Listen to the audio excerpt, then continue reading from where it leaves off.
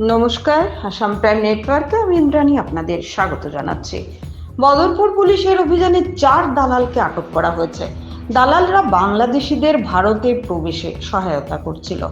Badarpur police এবং করিমগঞ্জের SP Parthapratim Das নেতৃত্বে গ্রেপ্তার করা হয় জামিল আহমেদকে, যার বাড়ি কোনাপাড়া গ্রামে।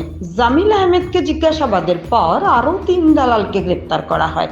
গ্রেপ্তারকৃত দালালরা হলেন মেহবুব আলম, কপিল উদ্দিন ও টিটু রায়।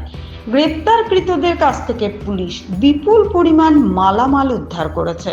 তাদের জিজ্ঞাসাবাদ অব্যাহত রয়েছে। মানে তেওঁলোকে বহুদিনৰ পৰা বাংলাদেশৰ মানুহ আমাৰ বদৰপুৰ ষ্টেচন ৰেলৱে ষ্টেচনত উঠাই দি ভাৰতৰ বিভিন্ন ঠাইলৈ পঠিয়াই দিছিলে। আমাৰ বদৰপুৰৰ এজন ল'ৰা আছে, তাৰ নাম জামিল আহমেদ। আমি খবৰ পাই আছিলোঁ যে তেওঁ অটো ড্ৰাইভাৰ হয়।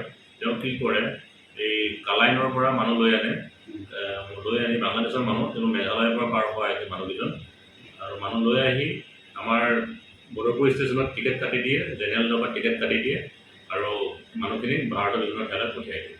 সেইমতে তেওঁক আমি যোৱাকালি আটক কৰিলোঁ। আটক কৰাৰ পিছত সোধ-পোছ কৰাৰ পিছত তেওঁ আৰু 3জন মানুহৰ নাম ক'লে। তেওঁলোক হৈছে মগদ আলী, টিটু ৰয়, কপিল উদ্দিন, আৰু তেওঁলোকৰ ঘৰ হৈছে শিলচৰৰ কালাইন থানাৰ আণ্ডাৰত। আৰু যোৱা নিশা তেওঁলোককো আমি আটক কৰিবলৈ সক্ষম হ'লোঁ।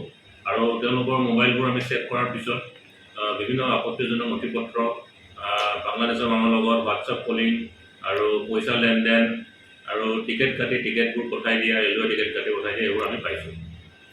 কিমান দিন থাকিছে বদৰ ষ্টেচনত ছাৰ? আজি ধৰিছেতো? হয়, যোৱা নিশা ধৰা হৈছে।